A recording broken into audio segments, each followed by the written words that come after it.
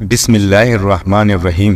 السلام علیکم دوستو، ایسے ہی سچی اور دلچسپ واقعات سننے کے لیے ہمارے چینل کو سبسکرائب کریں۔ دوستو، آج کا ویڈیو شب معراج کے بارے میں ہے۔ حضور اکرم صلی اللہ علیہ وسلم کو اللہ تعالیٰ نے عرش پر بلایا، آسمانوں کی سیر کرائی، بیت اللہ سے بیت المقدس تک راتوں رات سفر کرایا اور اپنے بے شمار مظاہر قدرت کا مشاہدہ کرایا۔ اسی معراج میں 5 وقتوں کی نماز کا تحفہ عطا کیا گیا۔ حضور اکرم صلی اللہ علیہ وسلم پر وحی نازل ہوتے ہوئے 12 سال کا عرصہ گزر چکا تھا۔ غیر اسلامی یعنی اسلام کی دشمن طاقتیں اسلام کو پھیلنے سے روکنے کی تمام کوششیں کر چکی تھیں۔ حضور اکرم صلی اللہ علیہ وسلم ہر پریشانی کو سہتے رہے، یہاں تک کہ اب وہ وقت آ چکا تھا کہ حضور صلی اللہ علیہ وسلم نے جس خالق اور مالک کی نمائندگی کرتے ہوئے اب تک اس قدر مصیبتیں برداشت کی تھیں، وہ آپ صلی اللہ علیہ وسلم کو اپنے دربار میں بلا کر اعزاز اور اکرام سے نوازے۔ رجب کے مہینے کی 27ویں رات یعنی 26 اور 27 کے بیچ کی جو رات ہے اسے شب معراج کہتے ہیں۔ پیر کے دن آپ حضور اکرم صلی اللہ علیہ وسلم کے سر پر معراج کا وہ تاج رکھا گیا جسے پوری انسانی تاریخ میں انبیاء اکرام سمیت نہ اب تک کسی کا سر مزین ہوا تھا، نہ آپ کے بعد کبھی ہوگا۔ اس رات آپ صلی اللہ علیہ وسلم نے بارگاہ الہی میں حاضری اور ہم کلامی سمیت 7 آسمان کی سیر کی اور عجائب قدرت اور حقائق الہیہ کا اپنی آنکھوں سے مشاہدہ فرمایا۔ بات کچھ اس طرح سے ہے کہ نبی کریم صلی اللہ علیہ وسلم حرم کعبہ میں سو رہے تھے کہ حضرت جبرائیل علیہ السلام حاضر ہوئے اور آپ صلی اللہ علیہ وسلم کو جگایا۔ کچھ سوتے کچھ جاگتے آپ صلی اللہ علیہ وسلم کو مسجد حرام میں حتیم میں خانہ کعبہ سے بالکل ملا کر زمزم کی کنویں کے قریب لٹا دیا۔ اب آپ صلی اللہ علیہ وسلم مکمل طور پر جاگ چکے تھے اور تمام حالات کا مشاہدہ فرما رہے تھے، یعنی سبھی حالات کو دیکھ رہے تھے۔ آپ صلی اللہ علیہ وسلم کا سینہ مبارک چاک کیا گیا، یعنی سینہ مبارک کھولا گیا۔ آپ صلی اللہ علیہ وسلم کا قلب مبارک نکال کر یعنی دل نکال کر زمزم کے پانی سے دھویا گیا، پھر سینہ مبارک میں ایمان، حکمت اور نور بھر دیا گیا، اور پھر قلب اطہر کو اصلی مقام پر رکھ کر آپ صلی اللہ علیہ وسلم کا سینہ درست کر دیا گیا۔ پھر آپ صلی اللہ علیہ وسلم کے سامنے ایک سفید جانور لایا گیا جو کہ اونچائی میں گدھے سے کچھ بڑا اور خچر سے چھوٹا تھا، جس کا نام براق تھا۔ آپ صلی اللہ علیہ وسلم کو اس جانور پر سوار کر دیا گیا۔ اس براق کا ہر قدم اپنی حد نگاہ پر پڑتا تھا، یعنی جہاں تک نگاہ جاتی تھی وہیں پر دوسرا قدم پڑتا تھا۔ اسی برق رفتاری کی وجہ سے اس کو براق کہا جاتا ہے۔ حضرت جبرائیل علیہ السلام اور آپ صلی اللہ علیہ وسلم دونوں براق پر سوار ہیں۔ ان کا گزر ایک ایسی زمین پر ہوا جہاں پر کھجور کے درخت بہت تھے۔ اس زمین پر آپ صلی اللہ علیہ وسلم نے 2 رکعت نفل پڑھی۔ جبرائیل علیہ السلام نے بتایا یہی مدینے کی زمین ہے جہاں آپ صلی اللہ علیہ وسلم ہجرت کر کے آئیں گے۔ ان دونوں سواروں کی اگلی منزل طور سینا تھی۔ یہاں بھی آپ صلی اللہ علیہ وسلم نے شجر طور، پیارے دوستو، شجر طور یعنی طور پہاڑ کا وہ پیڑ جہاں حضرت موسیٰ علیہ السلام نے اللہ کی تجلی دیکھی تھی، اس پیڑ کے پاس نماز پڑھی۔ جبرائیل علیہ السلام نے بتایا کہ یہ وہ مقام ہے جہاں اللہ تبارک تعالی حضرت موسیٰ علیہ السلام سے ہم کلام ہوئے۔ حضور صلی اللہ علیہ وسلم اور جبرائیل علیہ السلام کی تیسری منزل بیت اللحم تھی۔ یہاں بھی آپ صلی اللہ علیہ وسلم نے 2 رکعت نفل پڑھی۔ حضرت جبرائیل علیہ السلام نے بتایا یہ وہ مقام ہے جہاں حضرت عیسیٰ علیہ السلام کی پیدائش ہوئی۔ ماہ رجب کی 27ویں شب اور پیر کی رات نے بیت المقدس کو اپنی آغوش میں لے رکھا تھا۔ لوگ خواب و غفلت میں مدہوش تھے۔ شہر کی گہما گہمی تاریکی میں ڈوبی ہوئی تھی، چاروں طرف سناٹا چھایا ہوا تھا، لیکن مسجد اقصیٰ کے اندرونی اور باہری حصے نہایت خوبصورت اور پروقار چہرے والے بزرگوں سے بھرے ہوئے تھے۔ یہ سب بزرگ صفے باندھے ہوئے کسی کا انتظار کر رہے تھے۔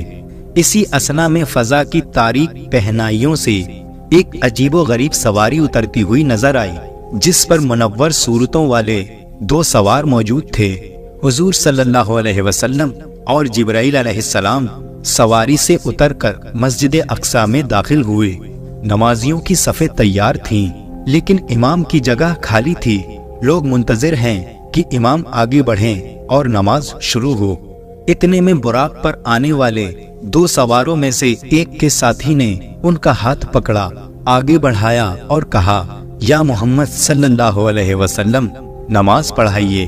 محمد صلی اللہ علیہ وسلم امام الانبیاء ہیں، شروع سے لے کر اب تک آنے والے تمام انبیاء مقتدی ہیں۔ مسجد اقصی کو یہ شرف حاصل ہے کہ انبیاء اکرام کو اجتماع اس سرزمین پر ہوا اور یہاں وہ نماز پڑھی گئی جو ازل کے بعد ابد تک امام اور مقتدی کے لحاظ سے اپنی نوعیات کی سب سے انوکھی نماز ہے۔ نماز کے بعد امام الانبیاء حضرت صلی اللہ علیہ وسلم نے تمام انبیاء علیہ السلام سے ملاقات کی اور انبیاء اکرام نے اپنے اللہ تعالیٰ کی حمد و ثنا بیان کی۔ انبیاء بنے اس مجمع سے حضرت ابراہیم خلیل اللہ علیہ السلام نے خطاب کرتے ہوئے فرمایا، تمام تعریفیں اللہ کے لیے ہیں جس نے مجھے خلیل بنایا اور مجھ کو ملک عظیم عطا فرمایا اور مجھے آتش نمرود یعنی نمرود کی آگ جس میں حضرت ابراہیم علیہ السلام کو ڈالا گیا تھا اور اسے میرے لیے خنق اور سلامتی کا ذریعہ بنایا۔ حضرت موسیٰ علیہ السلام نے فرمایا، تمام تعریفیں اللہ کے لیے ہیں کہ جس نے مجھ سے کلام کیا، مجھ کو برگزیدہ بنایا، مجھ پر توریت نازل فرمائی اور فرعون کو ہلاکت اور بنی اسرائیل کو نجات میرے ہاتھوں پر ظاہر فرمائی۔ حضرت داؤد علیہ السلام نے فرمایا، تمام تعریفیں اللہ کے لیے ہیں جس نے مجھ کو ملک عظیم عطا فرمایا اور مجھے زبور کا علم نصیب فرمایا اور میرے لیے لوہے کو نرم کیا اور میرے لیے پہاڑوں اور پرندوں کو مسخر کیا کہ وہ میرے ساتھ تسبیح کرتے ہیں۔ حضرت سلیمان علیہ السلام نے فرمایا، تمام تعریفیں اللہ کے لیے ہیں جس نے میرے لیے جہاں کو مسخر کیا، جس نے میرے لیے چرند پرند جانور سب کو مسخر کیا اور شیطانوں کو بھی مسخر کیا کہ جو چیز میں چاہتا تھا وہ بناتے تھے، اور مجھے پرندوں کی بولی کا علم دیا اور میرے لیے شیاطین انسان اور جن کے لشکروں کو مسخر کیا اور مجھے ایسی سلطنت بخشی جو کہ میرے بعد کسی کے لیے شایان شان نہ ہوگی۔ حضرت عیسیٰ علیہ السلام نے فرمایا، تمام حمدیں اس خدائے بزرگ اور برتر کے لیے جس نے مجھ کو حکمت، توریت اور انجیل کا علم دیا اور مجھ کو ایسا بنایا کہ میں مٹی سے پرندے کی شکل کا قلب بنا کر اس میں پھونک مارتا تو وہ اللہ کے حکم سے پرندہ بن جاتا، اور مجھ کو ایسا بنایا کہ میں اللہ کے حکم سے پیدائشی اندھے کو آنکھ والا اور کوڑھی کو اچھا کر دیتا تھا۔ مجھ کو پاک کیا اور مجھے اور میری والدہ کو شیطان سے پناہ دی۔ پھر آخر میں حضور صلی اللہ علیہ وسلم نے فرمایا، آپ سب نے اپنے رب کی ثنا کی، اب میں بھی اپنے رب کی حمد و ثنا کرتا ہوں۔ تمام تعریفیں اللہ کے لیے ہیں جس نے مجھ کو رحمت للعالمین اور تمام عالم کے لیے بشیر و نذیر بنا کر بھیجا، مجھ پر فرقان یعنی قرآن مجید نازل فرمایا جس میں ہر عمر کا بیان ہے، اور میری امت کو بہترین امت بنایا کہ لوگوں کے فائدے کے لیے پیدا کیا، اور میری امت کو امت عدلیہ بنایا، اور میری امت کو ایسا بنایا کہ وہ اول بھی ہے اور آخر بھی ہے۔ جب آپ صلی اللہ علیہ وسلم اور جبرائیل علیہ السلام مسجد سے باہر نکلے تو جبرائیل علیہ السلام نے ایک پیالہ دودھ کا اور ایک پیالہ شراب کا آپ صلی اللہ علیہ وسلم کے سامنے رکھا۔ آپ صلی اللہ علیہ وسلم نے دودھ والے پیالے کو منتخب فرمایا۔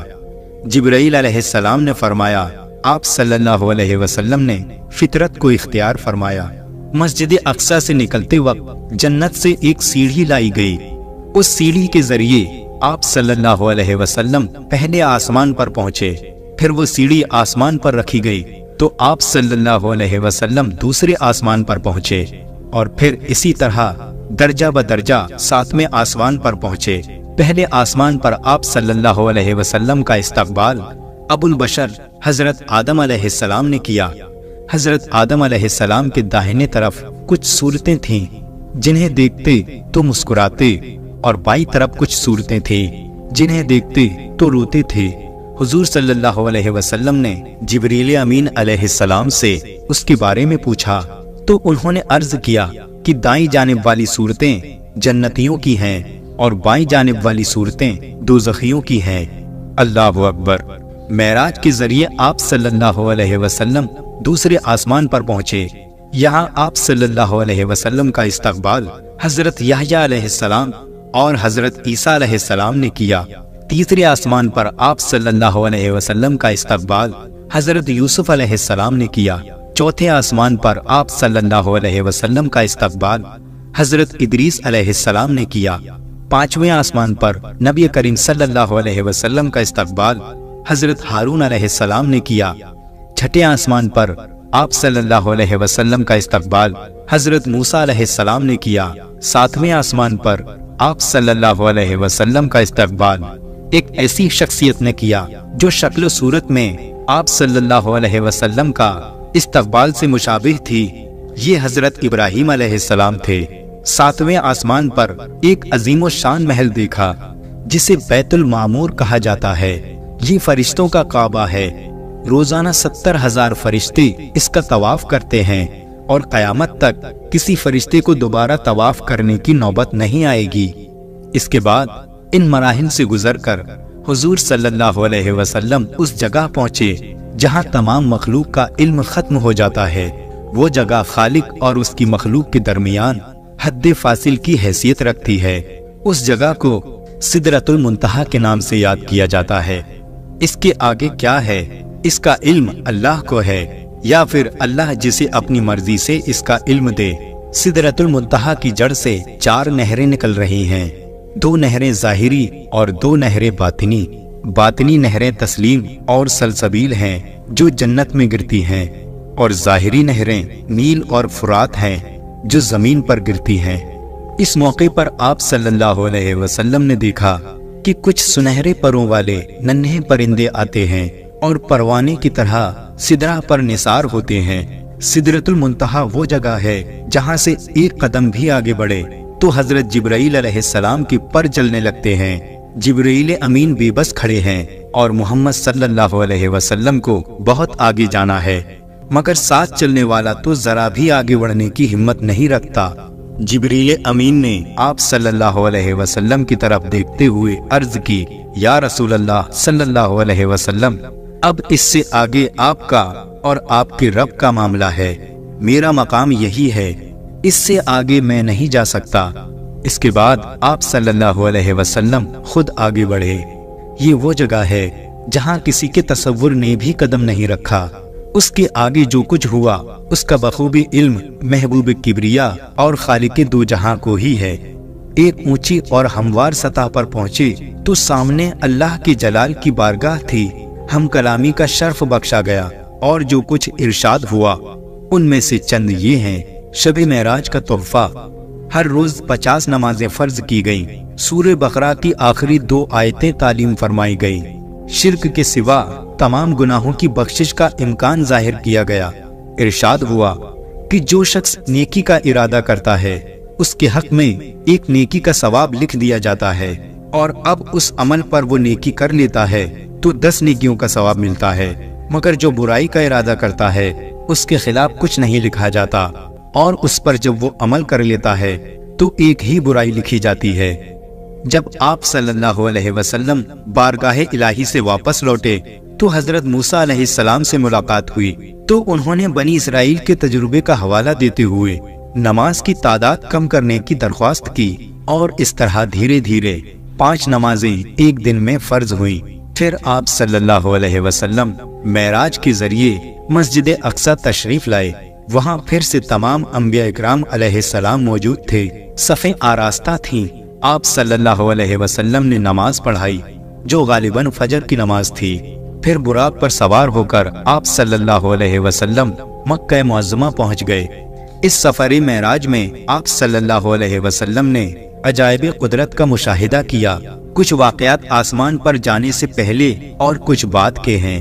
اس سفر کے دوران ایک جگہ کسی نے پکار کر کہا، ادھر آؤ، لیکن حضور صلی اللہ علیہ وسلم نے کوئی توجہ نہ دی۔ جبریل امین علیہ السلام نے بتایا، یہ آپ صلی اللہ علیہ وسلم کو یہودیت کی طرف بلا رہا تھا۔ دوسری طرف سے آواز آئی، ادھر آؤ، لیکن آپ صلی اللہ علیہ وسلم نے پھر کوئی توجہ نہ دی۔ جبریل امین علیہ السلام نے بتایا یہ آپ صلی اللہ علیہ وسلم کو عیسائیت کی طرف بلا رہا تھا۔ پھر ایک عورت بہت بنی صبری نظر آئی، اس نے آپ صلی اللہ علیہ وسلم کو اپنی طرف بلایا۔ آپ صلی اللہ علیہ وسلم نے اس سے بھی نظر پھیر لی۔ جبریل امین علیہ السلام نے بتایا یہ دنیا تھی۔ ایک بوڑھی عورت سامنے آئی۔ جبریل امین علیہ السلام نے کہا دنیا کی باقی عمر کا اندازہ عورت کی عمر سے کر لیجئے۔ اس معراج کے سفر میں آپ صلی اللہ علیہ وسلم کو نیک اعمال کی جزا اور برے اعمال کی سزا کو تمثیل کے ذریعے دکھایا گیا۔ کچھ لوگ کھیتی کاٹ رہے ہیں، مگر جتنی کاٹتے جاتے وہ اتنی ہی بڑھتی جاتی۔ آپ صلی اللہ علیہ وسلم نے پوچھا یہ کون لوگ ہیں؟ جواب ملا یہ اللہ کی راہ میں جہاد نہ کرنے والے لوگ ہیں۔ کچھ لوگ جن کے سر پتھروں سے کچلے جا رہے تھے، یہ لوگ کون ہیں؟ عرض کیا گیا یہ وہ لوگ ہیں جن کے سر نماز کے لیے رب کے آگے نہیں جھکتے۔ کچھ لوگ دیکھے جن کے کپڑوں میں آگے پیچھے پیوند لگے تھے اور وہ جانوروں کی طرح گھاس چر رہے تھے۔ پوچھا یہ کون لوگ ہیں؟ بتایا گیا یہ وہ لوگ ہیں جو اپنے مال میں سے زکوٰۃ اور خیرات نہیں دیتے تھے۔ ایک شخص کو دیکھا وہ لکڑیوں کا گٹھا جمع کر کے اسے اٹھانے کی کوشش کرتا ہے، اور جب وہ نہیں اٹھتا تو اس میں کچھ اور لکڑیاں بڑھا لیتا ہے۔ پوچھا یہ احمق کون ہے؟ جواب دیا گیا یہ وہ شخص ہے جس پر امانتوں کا اور ذمہ داریوں کا اتنا بڑا بوجھ تھا کہ اٹھا نہیں سکتا تھا، مگر یہ ان کو کم کرنے کے بجائے اور زیادہ کرتا چلا جا رہا ہے۔ کچھ لوگوں کی زبانیں اور ہونٹ قینچی سے کترے جا رہے تھے۔ پوچھا یہ کون لوگ ہیں؟ عرض کیا گیا یہ غیر ذمہ دار مقرر ہیں جو بلا وجہ زبان چلاتے اور فتنہ برپا کرتے تھے۔ ایک جگہ پر آپ صلی اللہ علیہ وسلم نے دیکھا کہ ایک پتھر میں ذرا سا شگاف ہوا اور اس میں سے ایک بڑا موٹا بیل نکل آیا۔ پھر وہ بیل اسی شگاف میں واپس جانے کی کوشش کرنے لگا مگر نہ جا سکا۔ پوچھا یہ معاملہ کیا ہے؟ بتایا گیا یہ اس شخص کی مثال ہے جو غیر ذمہ داری کے ساتھ ایک فتنہ پیدا کرنے والی بات کر جاتا ہے، پھر نادم ہو کر اسے واپس لینا چاہتا ہے مگر یہ نہیں کر پاتا۔ کچھ لوگ اپنا گوشت کاٹ کاٹ کر کھا رہے تھے۔ پوچھا یہ کون ہیں؟ کہا یہ دوسروں پر زبان درازی اور طعنہ کرتے تھے۔ کچھ لوگ تھے جن کے ناخن تانبے کے تھے اور وہ اپنا منہ اور سینہ نوچ رہے تھے۔ پوچھا یہ کون ہیں؟ جواب میں عرض کیا گیا یہ وہ ہیں جو لوگوں کی پیٹھ پیچھے ان کی برائیاں کرتے تھے اور ان کی عزت پر حملہ کیا کرتے تھے۔ کچھ لوگ جن کے ہونٹ اونٹ کی طرح تھے اور وہ آگ کھا رہے تھے۔ پوچھا یہ کون ہیں؟ کہا گیا یہ یتیموں کا مال ہضم کر جاتے تھے۔ کچھ لوگ تھے جن کے پیٹ بہت زیادہ بڑے اور سانپوں سے بھرے ہوئے تھے، آنے جانے والے ان کو روندتے ہوئے گزر جاتے تھے مگر وہ اپنی جگہ سے ہل نہیں سکتے تھے۔ پوچھا یہ کون ہیں؟ عرض کیا گیا سود کھانے والے۔ کچھ لوگ تھے جن کی ایک طرف اچھا گوشت رکھا ہوا تھا اور دوسری طرف سڑا ہوا گوشت رکھا ہوا تھا جس سے سخت بدبو آ رہی تھی۔ وہ اچھا گوشت چھوڑ کر سڑا گوشت کھا رہے تھے۔ پوچھا یہ کون ہیں؟ کہا گیا یہ وہ مرد اور عورتیں ہیں جنہوں نے حلال بیویاں اور شوہروں کے ہوتے ہوئے حرام سے اپنی خواہشیں اور نفس پورے کیے۔ اس سفر میں واقعات، حقائق، شرف ہم کلامی اور دیدار الہی سے مشرف ہونے کے بعد پھر آپ صلی اللہ علیہ وسلم ام ہانی رضی اللہ تعالی عنہا کے گھر تشریف لے آئے۔ اس سفر کی پوری روداد ام ہانی رضی اللہ تعالی عنہا کو سنائی، جنہیں تعجب کی وجہ سے سکتہ ہو گیا۔ حضور صلی اللہ علیہ وسلم نے گھر سے باہر نکلنے کے لیے قدم بڑھائے تو ام ہانی رضی اللہ تعالی عنہا نے آپ کی چادر پکڑ لی اور کہا یا محمد صلی اللہ علیہ وسلم، اللہ کے واسطے یہ قصہ لوگوں کو مت سنائیے گا ورنہ انہیں مذاق اڑانے کا ایک اور موقع مل جائے گا۔ آپ نے فرمایا میں ضرور یہ واقعہ بیان کروں گا، اور باہر تشریف لے گئے۔ شب معراج صبح کا وقت تھا اور دھوپ نکلی ہوئی تھی۔